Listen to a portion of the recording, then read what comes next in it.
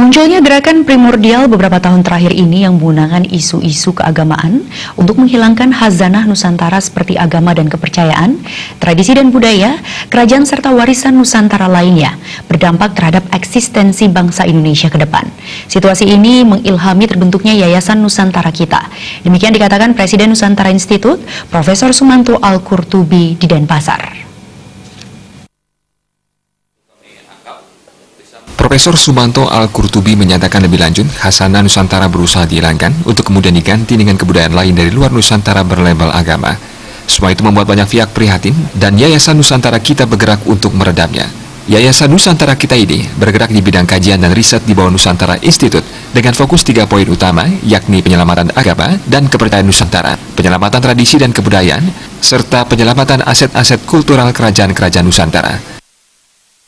Dipraktekkan oleh masyarakat kita kemudian mau dihilangkan, tidak diakui dengan alasan-alasan keagamaan tertentu. Jadi misalnya wayang dianggap haram atau bid'ah, padahal wayang sudah dipraktekkan oleh berpuluh-puluh, beratus-ratus tahun oleh masyarakat kita. Kemudian tradisi ini, tradisi itu, nyadran atau apa yang semuanya sedekah bumi dan sebagainya, semuanya berusaha untuk dihilangkan dengan alasan keagamaan, teologi keagamaan atau alasan keislaman. Nah, hal-hal beginilah yang yang membuat kami prihatin. Nah, itu hanya satu contoh saja. Contoh lain sangat banyak sekali. Misalnya tata busana.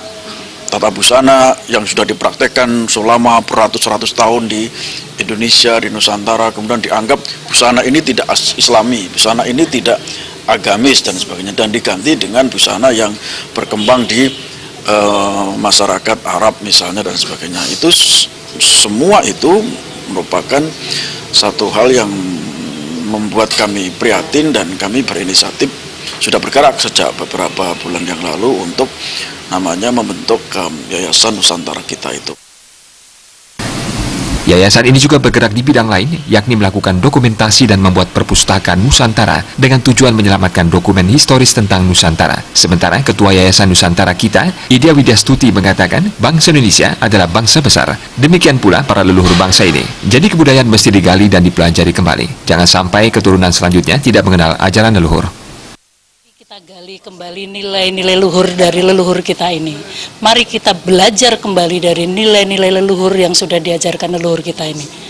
Jangan sampai ke belakang, berapa keturunan di belakang kita nanti sudah tidak mengenal lagi ajaran leluhur kita ini apa, begitu ya. Tugas kita sekarang adalah, sebagai generasi sekarang adalah menjaga, menggali, dan juga mengembangkan ajaran-ajaran dari leluhur kita.